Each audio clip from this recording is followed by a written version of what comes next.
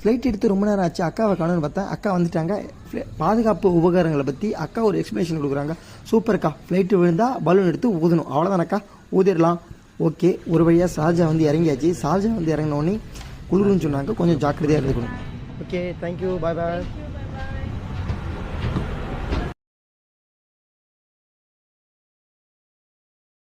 அக்காவுக்கு ஒரு டாட்டா பாய் பாய் சொல்லிட்டு, என் பெட்டியெல்லாம் பத்திரமா இருக்கா? இருக்குப்பா, பத்திரமா இருக்குது. இதேமாரி ஏர்போர்ட்டில் நீங்கள் வரும்போது உங்கள் பெட்டி யாராவது உடஞ்சிருக்கான்னு சொல்லி லைக்காக கமெண்ட் பண்ணுங்கள். என் பெட்டியை மட்டும் எப்போ பாரு நசுக்கி தாங்க அனுப்புகிறாங்க.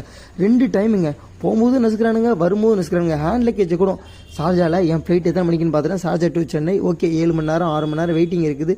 தூங்கக்கூடாது, கண்ணெல்லாம் லைட்டாக எரியிற மாதிரி இருக்குது. நண்பனுக்கு ஃபோன் பண்ணி பேசினா, மாமா சரக்கு வாயில் பட்டா குடல் எழுகாத மாதிரி ஒன்று இருக்காமே, அதை போய் பாருடா அப்படின்னா, சுற்றி பார்க்குறதுக்கு வந்துட்டேன். எப்படி காசு அனுப்ப போகிறான்னு தெரியல, எப்படி வாங்க போகிறோன்னு எனக்கு தெரியல.